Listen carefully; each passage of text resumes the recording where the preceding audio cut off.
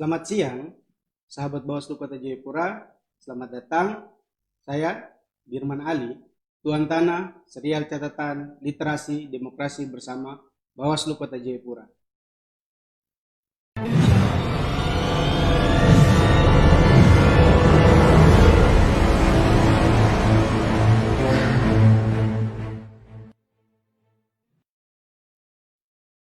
Ketika moral dan etika menjadi barang langka, apakah kita pernah menyangka ini bukan perihal mudah untuk mendapatkan kepercayaan publik? Setidaknya sudah berusaha agar tidak terjebak dalam pemikiran terbalik. Tingkah laku penyelenggara pemilu mesti terjaga agar tak kalap dalam mengemban tugas di kala laga. Konsistensi integritas dan profesionalitas harus terpatri dalam diri agar etika tak terkesan hanya sekedar teori.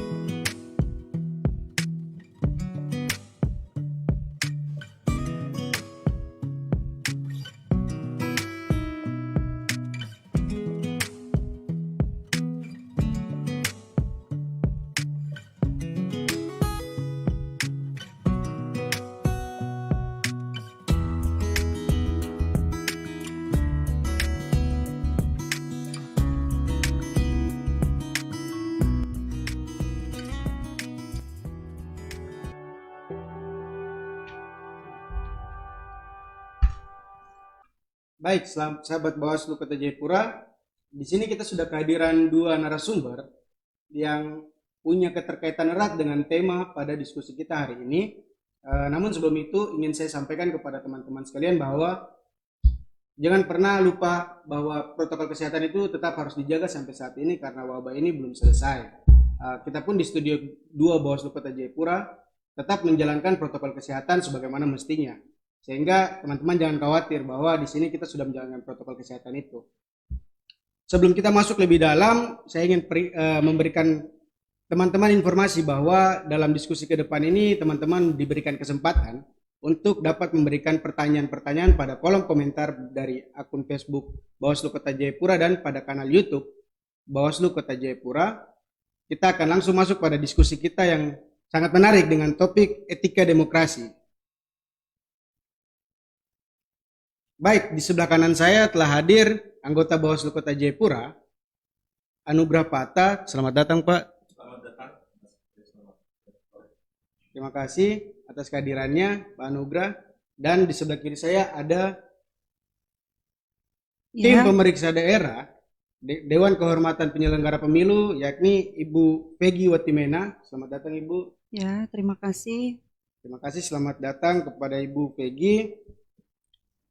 Kita langsung mulai bincang-bincang lebih dalam lagi dengan kedua narasumber yang telah hadir di Bawaslu Kota Jayapura saat ini.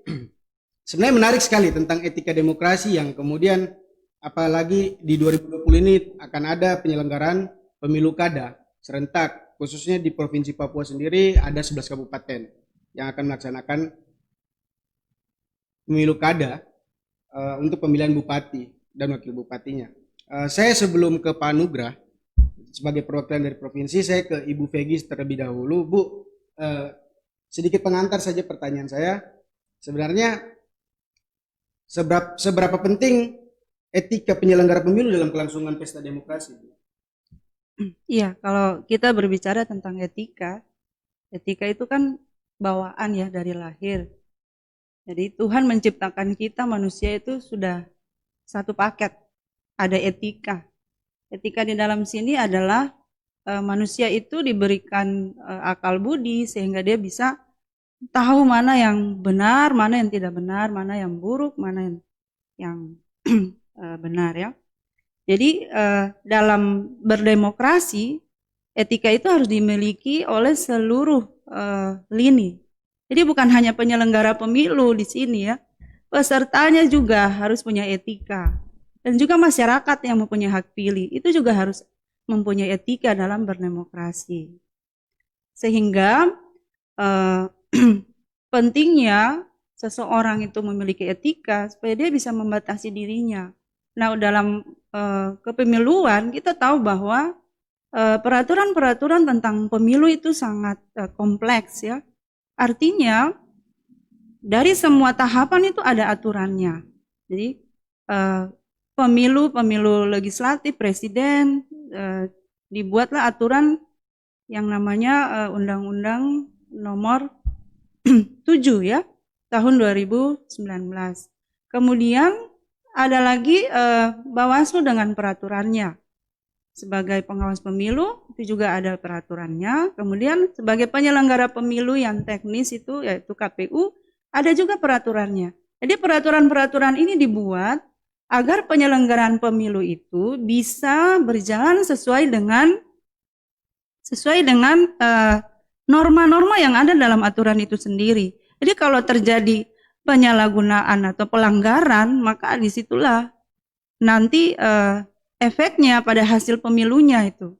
Nah, di dalam penindakan atau terkait dengan etika, di sini hanya diatur tentang penyelenggara pemilu, etika penyelenggara saja.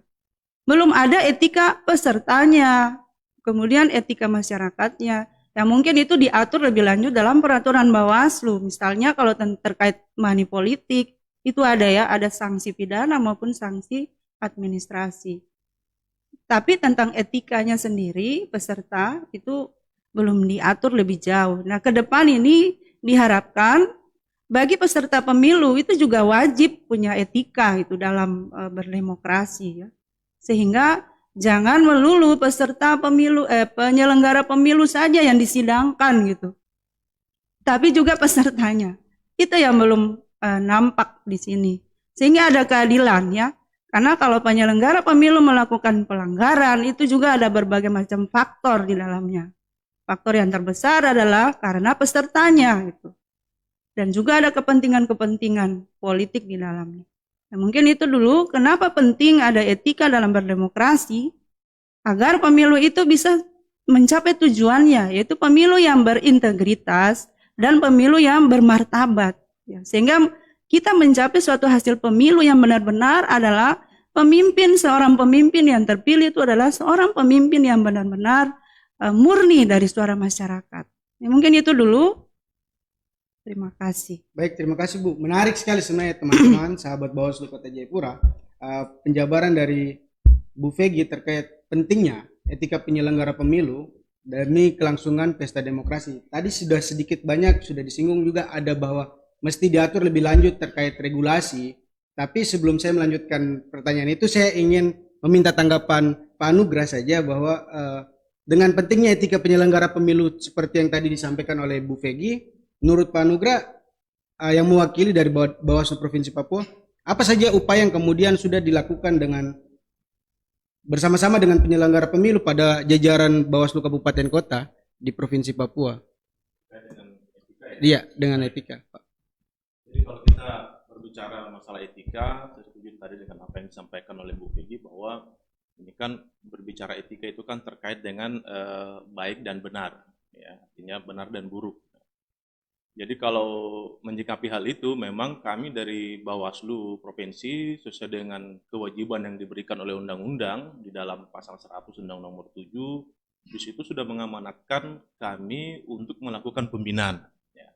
Pembinaan yang kami lakukan terhadap jajaran Bawaslu Kabupaten Kota se-Papua maupun sampai di level pengawas TPS itu kita melakukan dalam bentuk kegiatan bimbingan teknis misalkan. Bimbingan teknis, kemudian rapat koordinasi, kemudian rapat kerja teknis, termasuk supervisi atau pendampingan. Nah, jadi hal-hal yang kami lakukan berupa pembinaan ini dalam rangka untuk menjaga jajaran Bawaslu di seluruh Papua ini agar melaksanakan tugas, wewenang, dan kewajibannya sesuai dengan ketentuan peraturan perundang-undangan, tidak boleh keluar dari itu.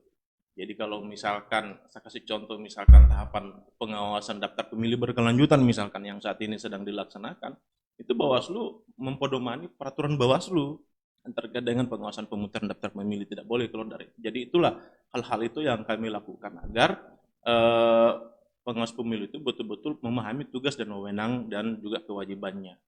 Selain itu juga kami juga menekankan terkait dengan pelaksanaan tugas, wewenang dan kewajiban itu berpedoman pada 11 prinsip.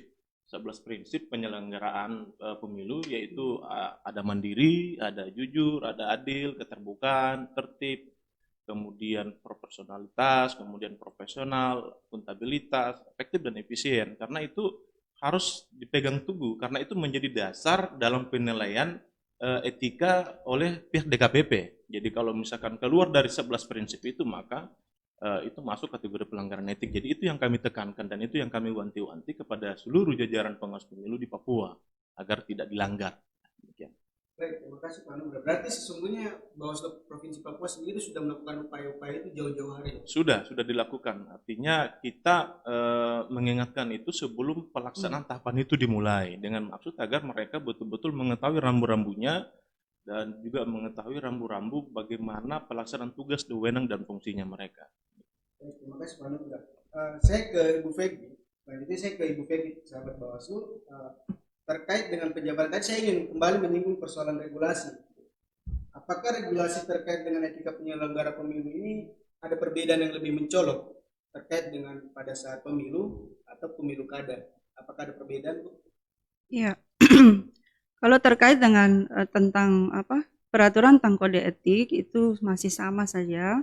Artinya pemilu dan pilkada itu sama saja. Yang berbeda itu peraturan tentang kepemiluannya, bukan tentang etikanya. Jadi etikanya masih sama. Masih dipakai itu peraturan DKPP nomor 3 ya, tahun 2017, nomor 2 dan nomor 4. Itu masih berlaku. Baik, terima kasih, Bu. Berarti sesungguhnya tidak ada perbedaan yang mencolok ya. Tidak ada. Masih tetap sama saja. Saya langsung kembali lagi menimpali dengan jawaban tadi yang Ibu telah sampaikan. Sesungguhnya bagaimana pendapat Ibu selaku tim pemeriksa daerah melihat kecenderungan pelanggaran kode etik yang kemudian terjadi pada penyelenggara pemilu di Papua? Karena jika bisa dipilih ini kan sesungguhnya lebih condong melanggar etika seperti apa yang banyak terjadi di Papua ini. Iya. Kalau dari catatan laporan kinerja DKPP tahun 2019, ini kita pakai data yang tahun 2019, Provinsi Papua sekitar 76% adanya pengaduan pelanggaran kode etik ya. Jadi Papua urutan 1 itu tahun 2019 ya. Kalau tahun 2020 mungkin hanya beberapa belum difinalkan, nanti akan ada laporan kinerja DKPP untuk tahun 2020. Tapi kita pakai data yang kemarin itu 76% ya adanya pengaduan pelanggaran kode etik penyelenggara pemilu. Itu KPU maupun Bawaslu di tingkat provinsi maupun di tingkat kabupaten, 29 kabupaten kota. Nah, kecenderungan di sini adalah kasus-kasusnya ya mengarah kemana gitu ya. Ini kalau kita lihat, kalau untuk Provinsi Papua sendiri lebih banyak ke tahapan rekapitulasi. Akhir itu ya, rekapitulasi tingkat kabupaten, distrik, yaitu provinsi itu yang menjadi masalah. Terjadi pengalihan suara ya. Tapi kalau di seluruh, kalau di tingkat di seluruh Indonesia itu kecenderungan itu ada tentang masalah rekrutmen penyelenggara. Itu juga menjadi masalah. Nah, kenapa menjadi masalah? Ya karena itu ya, terlalu banyak kepentingan politik di tahap awal itu. Sebelum penyelenggara itu ada ya kepentingan politik masuk ke situ. Ya, mungkin saja kira-kira siapa yang mau maju mencalonkan diri, dia akan mempersiapkan calon-calon penyelenggara mau KPU maupun Bawaslu. Itu yang menjadi masalah. Yang kedua yang tadi ya rekapitulasi, yang ada juga isu-isu lain, kasus yang dilaporkan itu masalah keluarga ada juga masalah tentang calon yang tidak lolos, kemudian dia melaporkan penyelenggara terkait dengan sudah ada janji-janji sebelum dia harus menang, tapi kenapa dia gagal ya, dia balik melaporkan penyelenggara lagi gitu. Sudah ada janji-janji, sudah ada pemberian uang dan segala macam, mereka sudah nah ada beberapa di kabupaten itu yang diberhentikan tetap ya karena masalah itu. Ada juga masalah tentang asmara ya, sedikit-sedikit ya. masalah perselingkuhan itu juga ada itu ada disidangkan itu. Masalah ya make apa ya? Nomor kedua. Ya, mama satu, mama dua, mama tiga ya, kira-kira begitu ya. Jadi itu bisa mempengaruhi kinerja penyelenggara dalam melaksanakan tugas dan tanggung jawabnya sebagai penyelenggara. Ya itu yang kira-kira yang menjadi isu-isu yang sebenarnya kalau mau dilihat kan itu tidak terkait dengan tugas langsung, tapi dengan adanya hubungan-hubungan seperti itu sangat mengganggu juga gitu. Mengganggu dalam membagi diri kali ya, seperti itu. Ya mungkin itu dulu. Baik, terima kasih Bu. Berarti sesungguhnya pelanggaran etika yang kemudian terjadi ini sesungguhnya bervariasi ya Bu. Iya. Sangat bervariasi. Tapi kita langsung ke Pak Anugrah, selaku perwakilan daripada anggota Bawaslu Provinsi Papua di sini. Apakah sudah efektif kemudian upaya yang dilakukan sebagai langkah Bawaslu Provinsi Papua menekan pelanggaran kode etik dalam hal ini Bawaslu Kabupaten Kota yang ada di bawah naungan Provinsi Papua? Iya. Jadi kalau untuk menilai apakah efektif atau tidak, langkah-langkah yang kami sudah lakukan itu kita melihat dulu rekapitulasi pelanggaran kode etik yang diadukan oleh yang masuk ke DKPP terhadap jajaran Bawaslu. Menurut catatan kami itu dari 2019 sampai hari ini itu kalau tidak salah ada sekitar 9 ya, ada 9 aduan terhadap jajaran Bawaslu Kabupaten Kota. Dan dari 9 itu ada 4 putusan DKPP berupa peringatan keras dan juga peringatan. Selebihnya 5-nya itu adalah berupa rehabilitasi. Nah, jadi kalau dari rekapitulasi itu dari data itu, jadi kami Bawaslu Provinsi Papua menilai bahwa antara efektif juga atau tidak efektif juga. Nah, kalau mau dibilang efektif berarti tidak ada aduan ke DKPP. Tapi kalau mau dibilang tidak efektif juga, buktinya ada beberapa juga yang direhabilitasi. Berarti mungkin proses pembuktian oleh pengadu yang kurang bagus ya di DKPP. Tapi kalau menurut saya pribadi memang seperti yang disampaikan oleh Bu Peggy tadi, bahwa memang kalau kita melihat persoalan etik bagi penyelenggara pemilu ini kan jangan hanya difokuskan kepada pribadi penyelenggaranya, tetapi faktor yang menyebabkan sehingga dia mau tergoda untuk melakukan pelanggaran etik. Salah satunya tadi disampaikan oleh Bu Peggy adalah godaan. Nah, godaan ini yang memang yang paling banyak ya. Nah, jadi seperti begitu. Jadi kalau ukuran efektif, menurut saya pribadi sudah efektif.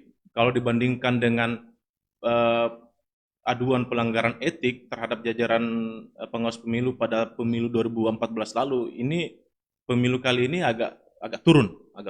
Ya, jadi yang lalu itu memang masih sangat tinggi, tetapi kalau untuk pemilu kali ini itu agak turun. Gitu.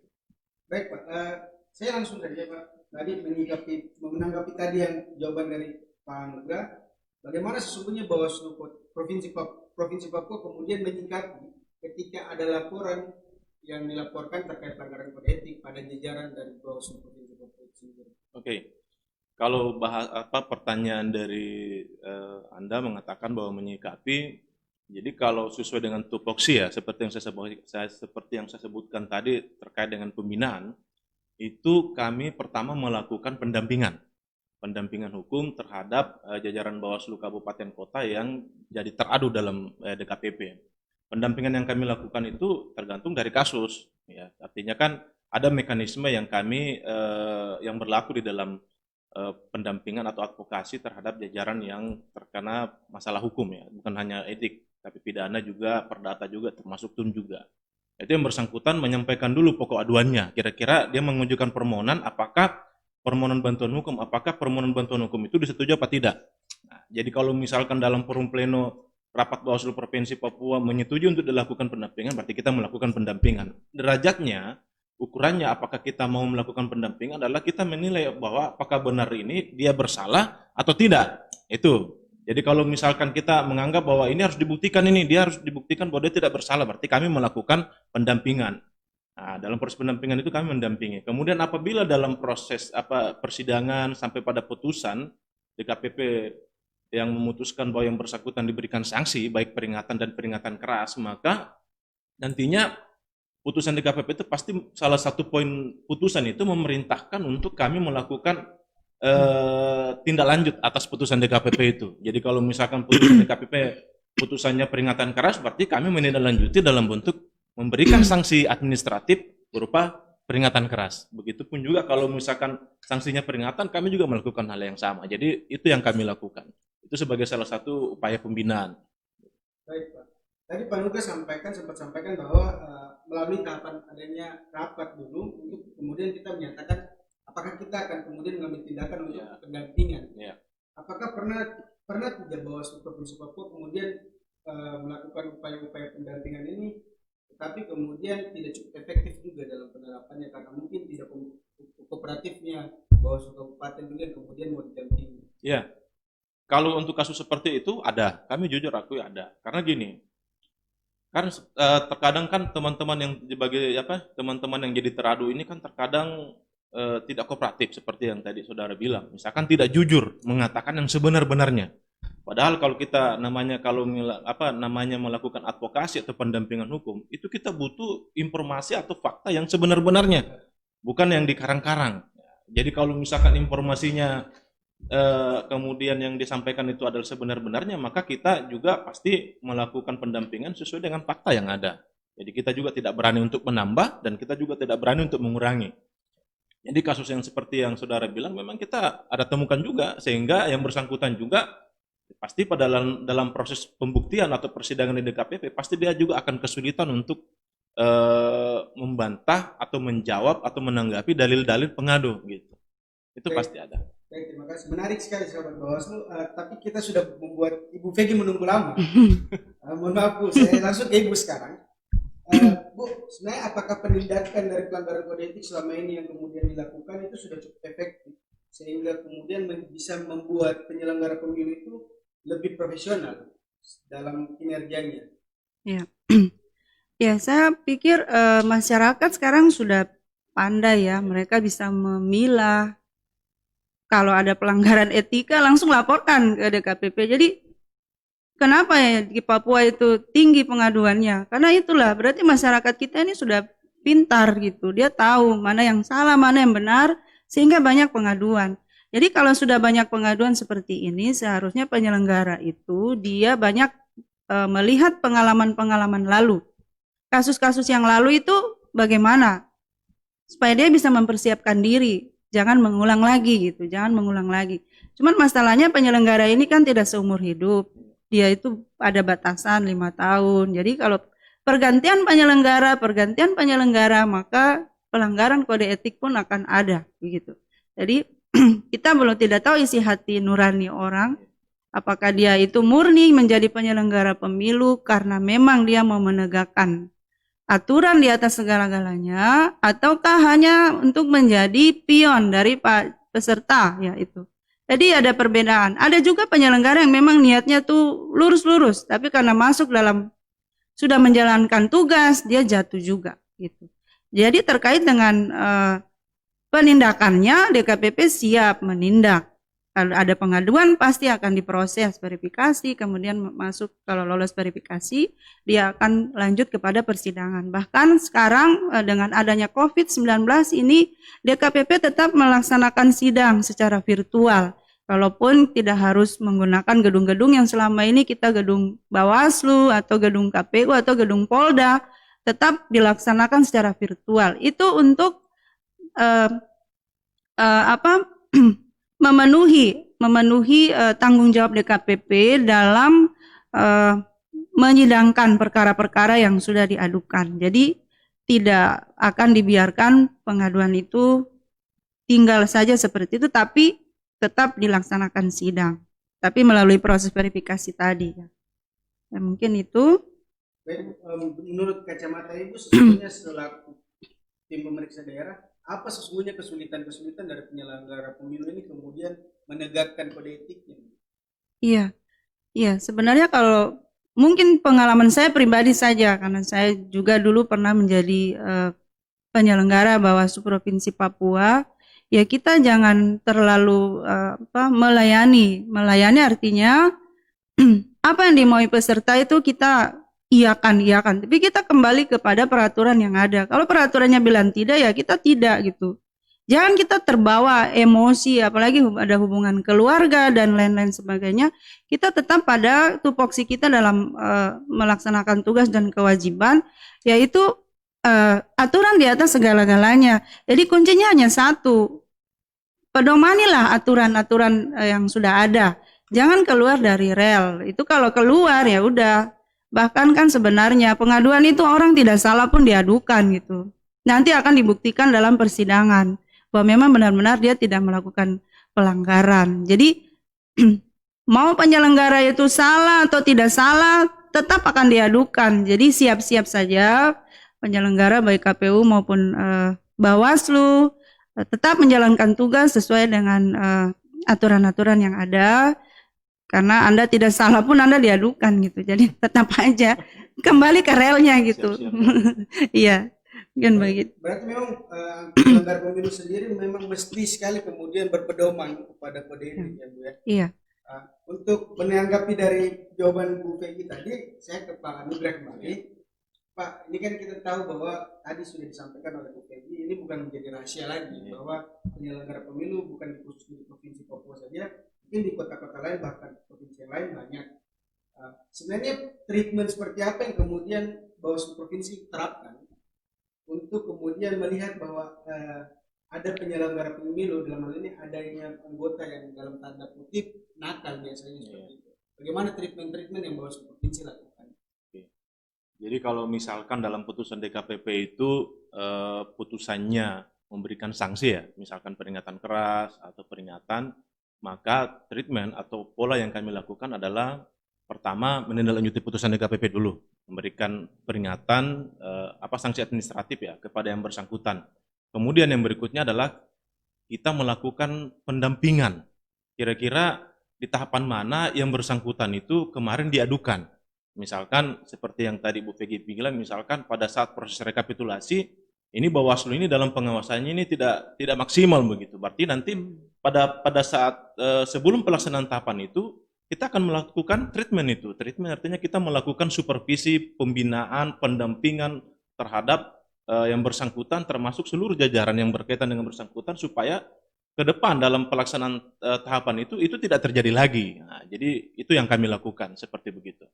Baik, tadi yang Pak Anugrah sampaikan itu sesungguhnya apakah itu setelah kemudian dilaporkan atau sebelum dilaporkan?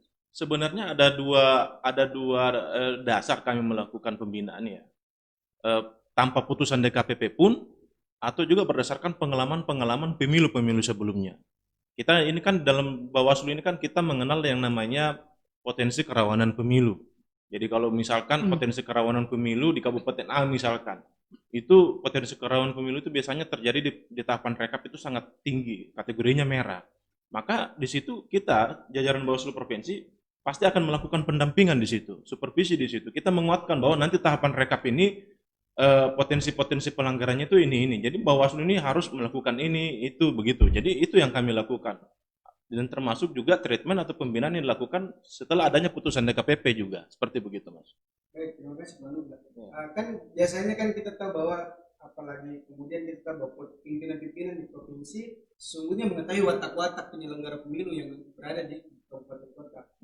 Sebelum kemudian dilakukan penindakan, sesungguhnya treatment yang lebih dasar, apakah itu mungkin secara komunikasi membangun keharmonisan atau seperti apa biasanya dilakukan selain tadi yang kemudian dijabarkan oleh Iya. Antara Bawaslu Provinsi dan Bawaslu Kabupaten ini kan sifatnya hierarkis ya. Anggaplah kami ini orang tuanya, teman-teman di kabupaten kota itu anak-anak kami. Jadi kalau misalkan ada informasi yang kami dapatkan baik dari kontestan pemilu atau dari masyarakat mengatakan bahwa ini yang bersangkutan ini begini-begini ya, tetap informasi itu tetap buat kami itu adalah sangat berharga. Jadi kewajiban kami adalah melakukan pembinaan. Pembinaan yang kami lakukan yang mendatangi yang bersangkutan, mengklarifikasi apakah informasi itu benar, kemudian mengecek lagi informasi itu di sekitaran orang yang terkait. Ya, jadi seperti begitu. Jadi betul-betul kami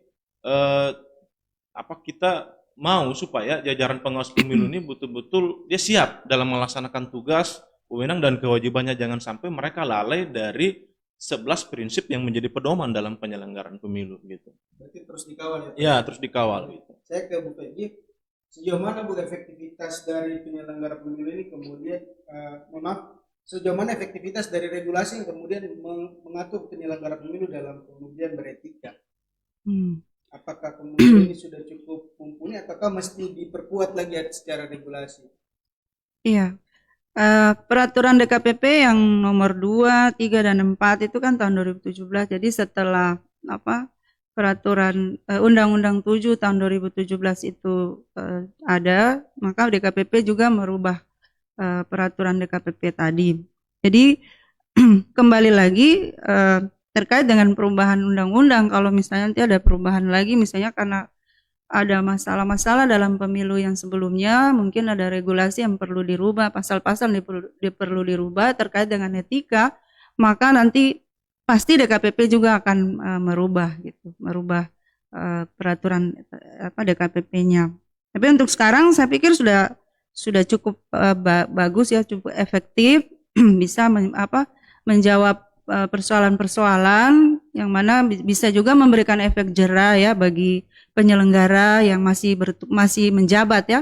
Misalnya mereka diberikan peringatan, mereka bisa memperbaiki diri ya. Peringatan itu kan ada peringatan ringan, keras ya.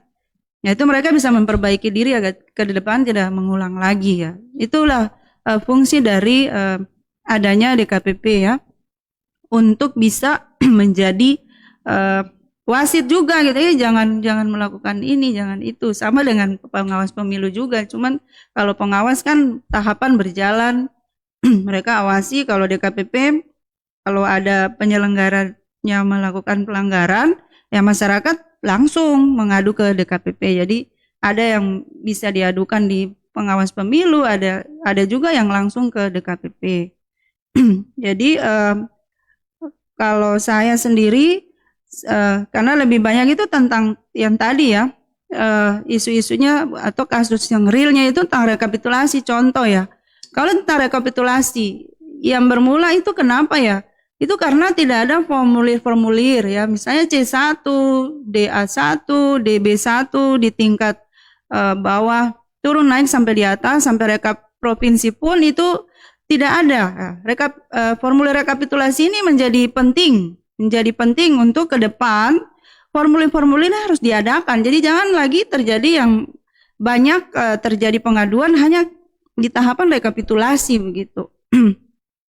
Jadi di situ harus ada sinergitas dari pengawas pemilu dan juga penyelenggara KPU, teknisnya KPU. Jadi kalau pengawas pemilu sudah banyak memberikan surat cinta kepada KPU yang misalnya mengingatkan 1, 2, 3, ulang-ulang setiap tahapan, itu mungkin ada berapa surat dikirimkan kepada KPU ya untuk ini tahapan ini ya. Jadi mungkin kalau ada harmonisasi dari KPU dan Bawaslu, saya pikir untuk pelanggaran kode etik ke depan itu akan berkurang begitu. Walaupun dilaporkan, tapi karena harmonis ya, sama-sama menegakkan aturan, saya pikir bisa meminimalisir itu pengaduan itu. Maaf kita pakai bahasa Papua kan itu ada di Papua, jadi jangan pakai bahasa Indonesia. Ada di Papua jadi untuk pemirsa di rumah. Ya seperti itu. Jadi kalau secara pribadi saya juga sangat mengharapkan untuk pilkada ini kan sekarang lagi pilkada untuk 11 kabupaten kota. Ini kan dia punya gelombang sudah mulai kelihatan karena ada COVID, dia diturunkan gelombangnya, tapi pasti ada kegiatan-kegiatan yang kita tidak tahu ya. Nah itu. Nanti tiba-tiba dilaporkan ada si ini bertemu dengan bupati dengan ini ya, tiba-tiba ada pengaduan di DKPP, ada foto-fotonya ya. Jadi penyelenggara yang sekarang menyelenggarakan tahapan awal ya, DPT ya, pemutakhiran data pemilu untuk 11 kabupaten itu ya mungkin bisa waspada saja dengan serangan-serangan yang ya awal-awal ini ya. Ada yang bupati yang mungkin dia mau maju lagi gitu ya, dia bisa juga melakukan hal-hal yang mempengaruhi integritas penyelenggara pemilu itu. atau calon-calon yang baru, ya itu kita tidak tahu. Nah, seperti itu. Baik, Bu. Saya ingin menanggapi lagi, Bu. Saya ingin bertanya kembali bahwa apakah Ibu sendiri kemudian selaku SPD melihat adanya celah hukum di saat penyelenggara pemilu ini, sementara yang kemudian misalnya 11 kabupaten ini sedang melakukan pelaksanaan penyelenggaraan pemilu, ini kan lagi COVID, Bu. Apakah di situ ada kemudian celah-celah di mana itu bisa diwanti-wanti sehingga Iya. tidak kemudian melanggar kode etik? Iya. Jadi kalau DKPP kan menerima pengaduan, awalnya menerima pengaduan. Jadi di dua penyelenggara inilah kuncinya di awal itu adalah mereka melakukan sosialisasi kepada masyarakat untuk membentengi diri juga. Jadi sosialisasi bagaimana nanti pemilu itu akan dilaksanakan. Jadi pemilu yang demokratis, pemilu yang berintegritas, bermartabat itu bagaimana supaya bisa berjalan. Jadi kita harus, penyelenggara harus banyak turun ke masyarakat memberikan sosialisasi. Contoh nih, hak pilih ya. Kalau hak pilih tidak masuk dalam DPT, berarti kan secara ini kan bisa saja diduga nih KPU tidak mendata dengan baik. Orang punya hak pilih tapi tidak ada dalam DPT nantinya ini ya. Itu kan sebenarnya melanggar juga hak asasi manusia ini. Karena dia punya hak pilih tapi tidak bisa memilih ya, itu salah satunya, contoh saja gitu. Jadi dari awal itu sudah ada antisipasi dari dua penyelenggara ini, yaitu Bawaslu dan KPU untuk mengantisipasi tahapan-tahapan awal dulu ya. Yang salah satunya adalah pemutakhiran data pemilih itu. Mungkin demikian. Nanti kalau kita sudah masuk ke tahapan berikut lagi, kampanye, ya itu ada aturan-aturannya lagi gitu. Nah di situ nanti akan muncul money politik ya, biasanya di tahapan kampanye itu ada money politik muncul di situ. Nanti tahapan berikut lagi apa. Jadi kecenderungan penindakan itu Bawaslu yang paling tahu ya, karena ada administrasi, pidana. Nah kalau etika, nah itu nanti ke DKPP. Baik, terima kasih Bu. Saya ke Pak Anugrah. Sebenarnya pertanyaannya sama juga seperti yang tadi saya sampaikan ke Bu Peggy. Apakah Bawaslu sendiri kemudian sudah memperhitungkan di masa COVID ini, kira-kira apakah ada celah kemudian penyelenggara ini bisa akan cenderung pada pelanggaran kode etik itu sendiri? Kalau saya sebenarnya gini, ini kan pelaksanaan tahapan pilkada di masa new normal ya, atau masa pandemi ini kan, ini memang menurut saya penyelenggara ini nanti dalam posisi yang dilematis. Pertama, mereka diwajibkan untuk melaksanakan tahapan dengan memperhatikan protokol kesehatan, nah, masker, sarung tangan, dan kemudian hand sanitizer. Yang saya tangkap itu minimal 3. Nah, kalau misalkan ada tahapan yang dilaksanakan, kemudian mereka hanya memiliki masker, tidak memiliki hand sanitizer, kemudian sarung tangan, itu bagaimana? Sedangkan kondisi real di daerah tersebut itu sarung tangan dan juga hand sanitizer itu tidak tersedia. Itu seperti apa? Apakah mereka dikategorikan pelanggaran etik?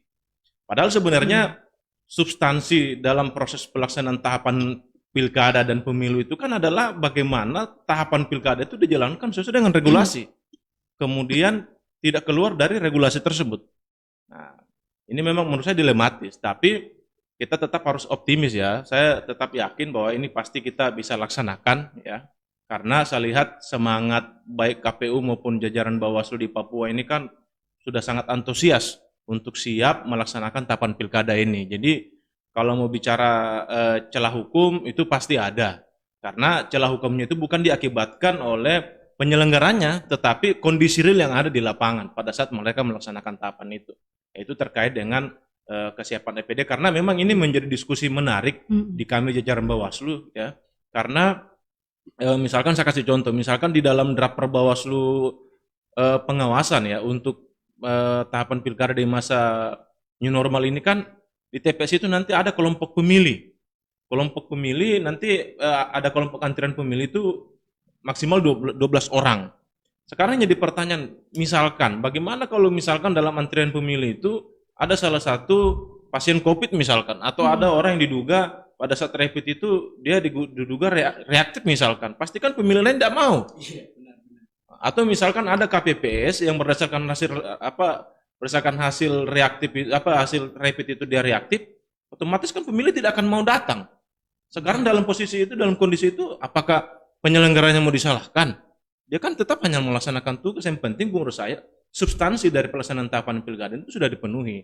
Jadi celah hukumnya pasti ada, tetapi itu menurut saya lebih pada kondisi realnya nanti, kondisi real di lapangan nanti pada saat pelaksanaan tahapan pilkada itu. Demikian. Baik, terima kasih Pak Nugra. Menurut Bu Fegi menanggapi jawaban yang seperti tadi disampaikan Pak Nugra itu cukup dilematis sesungguhnya. Bagaimana? Iya, dengan adanya COVID ini pasti nanti akan ada peraturan Bawaslu Iya. dan juga peraturan KPU yang mengatur tentang mekanisme penyelenggaraan kalau di tengah wabah penyakit ini ya. Tapi mudah-mudahan ke depan wabah ini sudah selesai. Amin. Kita doakan selesai sehingga penyelenggaraan pilkada untuk 10 kabupaten itu bisa terselenggara dengan baik, dengan normal lah. Karena kalau berhenti tahapannya itu akan menyulitkan pemerintahan berikutnya yang akan ini. Jadi masa jabatannya sudah berakhir, terus bagaimana nanti penyelenggaraan pemerintahan selanjutnya? Apakah dilanjutkan ataukah menunggu itu pemilihan lebih lanjut gitu? Baik, terima kasih Bu jawabannya juga. Saya ada pertanyaan lagi buat Pak Nugra. Iya. Pak, bagaimana Bawaslu Provinsi Papua ini kemudian meyakini 11 Bawaslu Kabupaten Kota ini, Bawaslu 11 Kabupaten penyelenggara Pilkada 2020 ini dapat menjalankan treatment khusus untuk menjaga integritasnya dan profesionalitasnya? Kalau kami optimis ya. Kami optimis bahwa mereka pasti mampu melaksanakan tugas, kewenangan dan kewajiban mereka sesuai dengan undang-undang. Untuk membuktikan itu, kami tidak henti-hentinya di Bawaslu Provinsi Papua, walaupun di masa COVID ini yang sulitnya penerbangan, rumitnya persyaratan administrasi kesehatan dan surat menyurat izin juga, tapi tetap kami melakukan supervisi. Misalkan supervisi pengawasan dilakukan oleh rekan-rekan divisi pengawasan tetap jalan. Mereka sampai di Waropen, Membermuraya yang biasanya kita pakai pesawat, tapi sekarang pakai speed mereka. Karena ya itu untuk membuktikan bahwa betul-betul kami selalu melakukan pendampingan dan pembinaan itu. Tetap kami optimis bahwa mereka pasti mampu. Baik, terima kasih Pak Nugra. Sahabat Bawaslu, kita sudah banyak berbincang-bincang dengan kedua narasumber kita yang telah hadir di studio 2 Bawaslu Kota Jayapura. Mungkin kita langsung masuk saja dengan pertanyaan-pertanyaan yang kemudian apabila terdapat dalam kolom komentar, langsung kita cek bersama dari kolom Facebook dan pada kolom YouTube dari Bawaslu Kota Jayapura. Mungkin sebelum kita lanjut ke situ ada titipan pertanyaan sebenarnya ini. Kepada dua narasumber mungkin kita minta pendapatnya, sahabat Bawaslu. Ada pertanyaan dari Benus Webu dengan pertanyaan bagaimana sesungguhnya etika politik dalam media sosial atau ruang publik. Mungkin dalam hal ini etika penyelenggara dalam bermedsos seperti itu. Itu seperti apa? Mungkin saya minta tanggapannya dari dua narasumber. Saya mulai dari Bu Peggy. Iya, sebagai penyelenggara pemilu, ya tadi harus hati-hati dalam berkomentar, apalagi di media sosial ya, Facebook, apalagi Twitter. Nah, kadang kita hanya bertemu sekilas di jalan ya, mungkin bertemu lagi pergi ke mall, tiba-tiba bertemu dengan calon, terus tiba-tiba ada yang motret kita, gitu. Itu juga bisa akan diadukan kitanya gitu. Padahal kita tidak ada perjanjian untuk ketemu di mall itu, tapi gara-gara hanya tidak sengaja bertemu, ada pihak yang tidak senang, dia laporkan. Apalagi di media sosial yang orang semua kalayak, seluruh ini ya, yang punya media sosial, dia akan melihat ini kok penyelenggara seperti ini. Misalnya dia lebih kecenderungan memihak kepada salah satu pasangan calon ya. Nah itu harus hati-hati dalam bermedsos ya. Kalau sebagai penyelenggara. Tapi kalau sebagai peserta, misalnya tahapan kampanye, dia melakukan pembagian sembako di tahapan kampanye dan itu ada unsur money politiknya, nah itu bisa diserahkan kepada cyber cybercrime ya. Tapi kalau penyelenggara, nah pasti akan menyangkut etikanya dia gitu. Dalam menyampaikan pendapat juga harus hati-hati. Jangan sampai kita lupa kalau kita ini penyelenggara, sehingga kita kok bisa lebih cenderung memihak kepada salah satu pasangan calon, atau kita memfitnah orang ya. Padahal ini kita jabatannya penyelenggara, harus menjunjung tinggi etika dan moral. Seperti tadi yang ada kasus-kasus yang sebenarnya itu tidak berhubungan dengan tugasnya dia, tahapan ya, tapi dilaporkan misalnya tentang hubungan perselingkuhan, atau mungkin dia berkelahi di media sosial ya, hanya gara-gara selingkuh atau dia cemburu ya, dia berkelahi di media sosial, baku marah ya. Itu juga hati-hati, harus sadar bahwa saya ini penyelenggara, semua orang akan menyoroti saya dengan pelanggaran kode etik. Nah, bersyukur di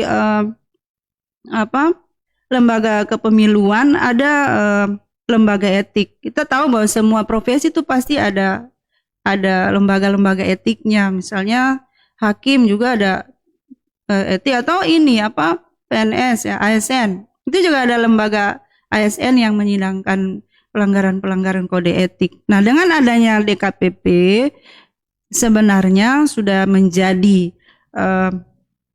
tanda atau simbol bahwa ada DKPP. Saya harus bekerja sesuai dengan asas-asas penyelenggara pemilu dan prinsip-prinsip pedoman berperilaku. Saya ini siapa gitu?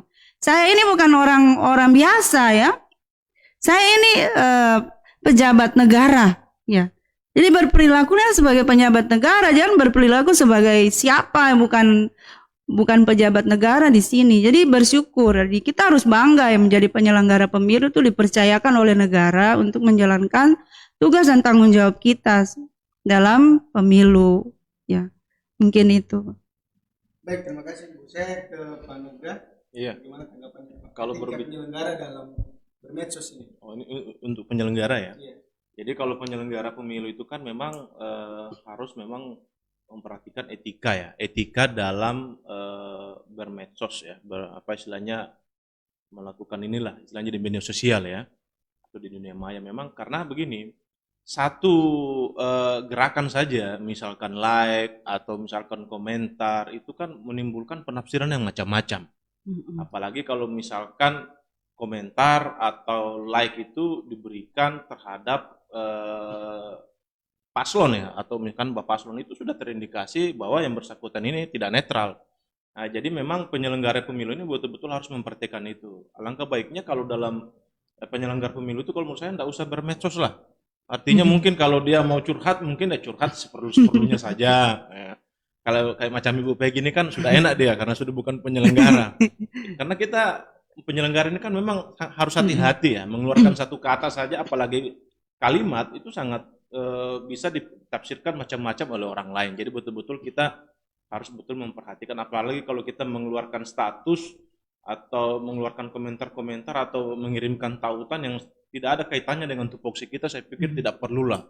Kalau misalkan memberikan istilahnya memberikan tautan atau menyampaikan informasi mengenai tugas-tugas kita, saya pikir itu masih relevan lah, karena mungkin dalam kaitannya dengan fungsi memperkenalkan Bawaslu. Tapi kalau untuk hal-hal yang lain saya pikir tidak usah. Gitu dari saya. Baik, terima kasih Pak Nugra. Berarti sebenarnya lebih bijak saya dalam bermedsos. Ya, berbijak sajalah, jangan terlalu inilah. Ya, karena ini kan dunia medsos ini kan cukup kencang dengan baper-baperan gitu. Nanti kita bicara sedikit, nanti kesinggung yang lain. Tapi kita lebih lanjut, masih ada beberapa pertanyaan dari teman-teman di Facebook. Ini ada pertanyaan lagi dari atas nama Adinda Novitasari, izin bertanya. Dari banyaknya laporan ke DKPP, kebanyakan pengadu berasal dari partai politik ataupun simpatisannya yang pasti syarat dengan kepentingan politis. Ini membuktikan bahwa kurangnya kesadaran masyarakat awam khusus untuk melaporkan ke DKPP ketika ada pelanggaran kode etik penyelenggara pemilu. Apa langkah strategis dari DKPP dan juga Bawaslu sebagai wasit, tentunya untuk mendorong keterlibatan masyarakat di akar rumput? Saya mulai dari Pak Nugra dulu, tadi sudah dari Bu Peggy, jadi saya kembali. Baik.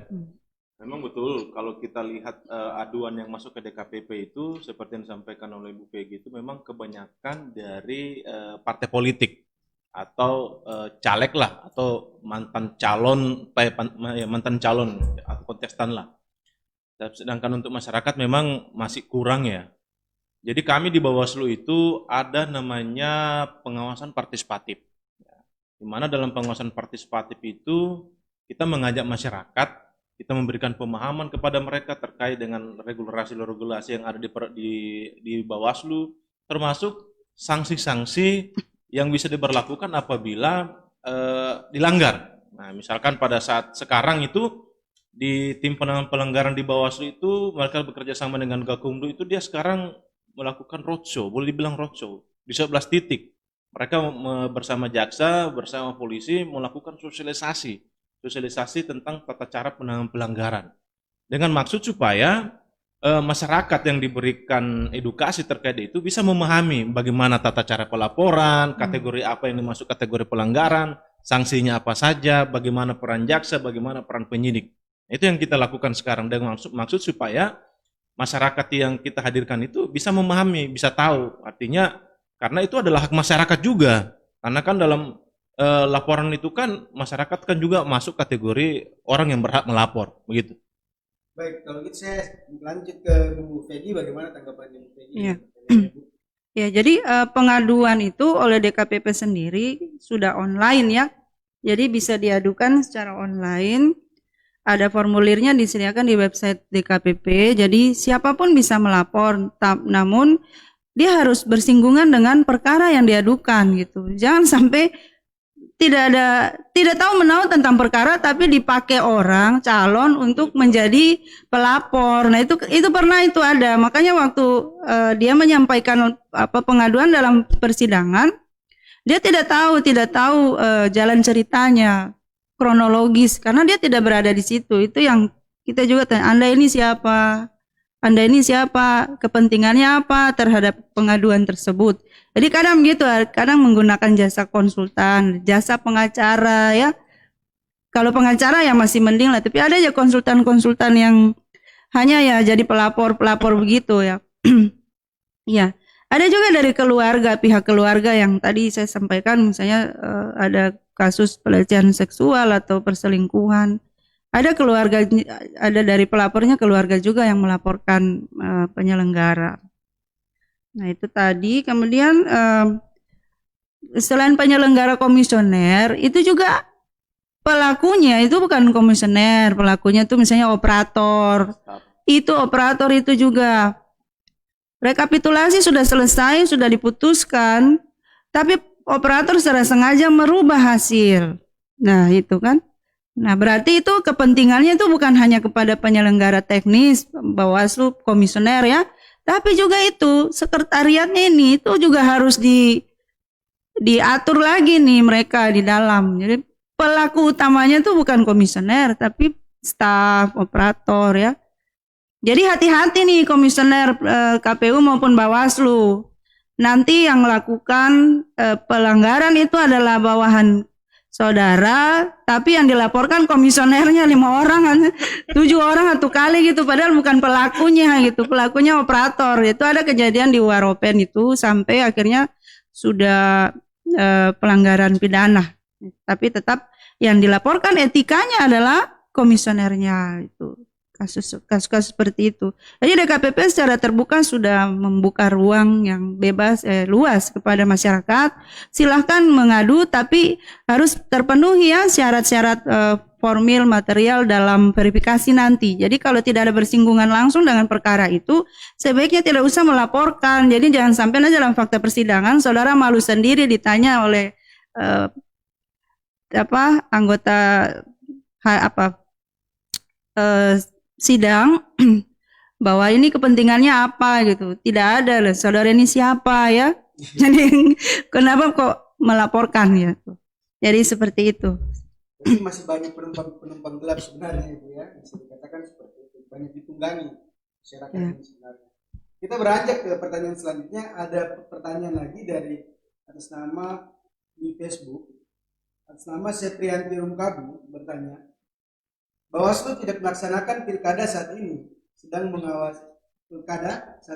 mengawasi pemutahiran data pemilih. Apakah sudah ada penyelenggara dalam hal ini Bawaslu non pilkada yang diadukan ke DKPP terkait kewajibannya dalam melaksanakan pemutahiran data pemilih berkelanjutan 2020? Mungkin ini lebih ke Bu Peggy. Oh iya.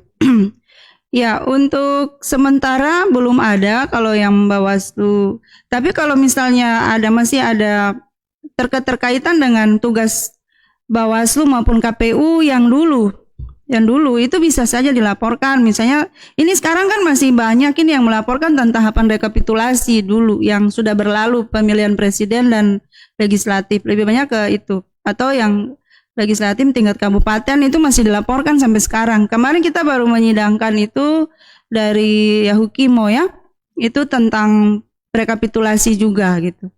Jadi kalau misalnya mengingat saja yang lalu itu ada nggak melakukan pelanggaran-pelanggaran atau yang tadi ya tidak salah juga dilaporkan, jadi tinggal tunggu saja.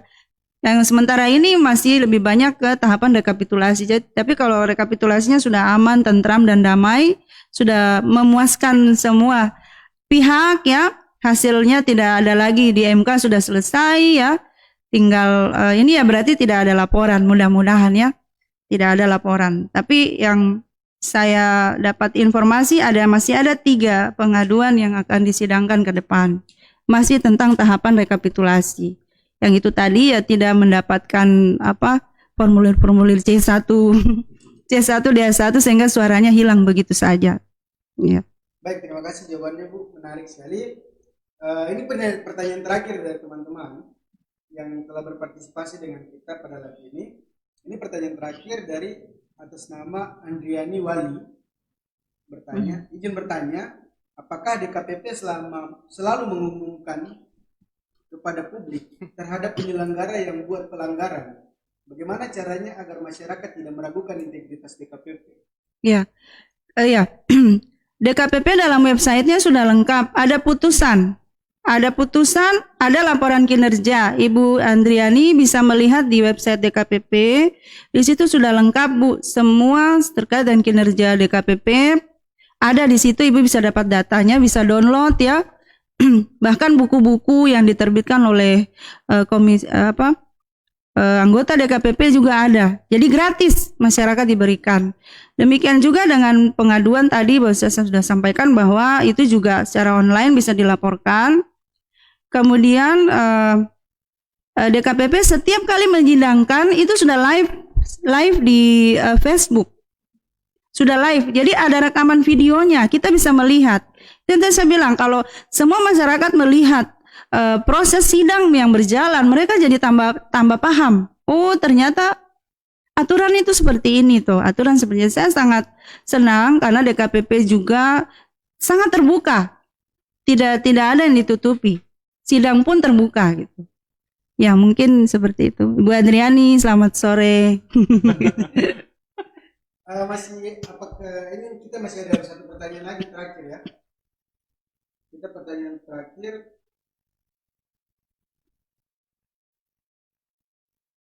Ini dari atas nama Farid Fauzan. Dia menyampaikan, kemudian setiap rekomendasi yang dikeluarkan oleh Bawaslu, baik tingkat kota dan provinsi, ketika pelaksanaan sidang gugatan selalu tidak diterima atau ditolak dengan berbagai dalil hukum. Apakah fungsi Bawaslu hanya sebagai penghias demokrasi saja ketika rakyat harus memilih wakil-wakil terbaiknya baik sebagai kepala daerah maupun di parlemen? Mungkin ini lebih condong ke Pak Nugrah ini. Oke. Menanggapi ini statement dari ini sebenarnya. Ya. Jadi kalau dalam proses penanganan pelanggaran itu kan ada tiga outputnya ya, etik, pidana pemilu, kemudian administrasi. Nah, dan administrasi ini juga terkait dalam proses rekapitulasi misalkan seperti yang disampaikan oleh Mas Farid ini.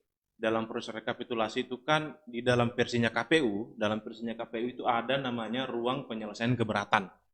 Dalam ruang penyelesaian keberatan itu bisa ditempuh oleh saksi atau pengawas pemilu apabila menemukan ada prosedur atau selisih perolehan suara yang tidak sesuai dengan yang dia dapat.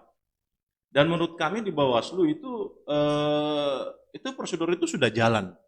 Cuma terkadang yang menyulitkan kami adalah pada saat pembuktian data yang dimiliki oleh saksi itu adalah data yang tidak data yang tidak sesuai dengan data, artinya data yang bisa dijadikan sebagai alat bukti. Artinya misalkan catatan tangan, tidak cukup valid. Ya, tidak cukup valid. Itu yang alasannya KPU. Memang betul.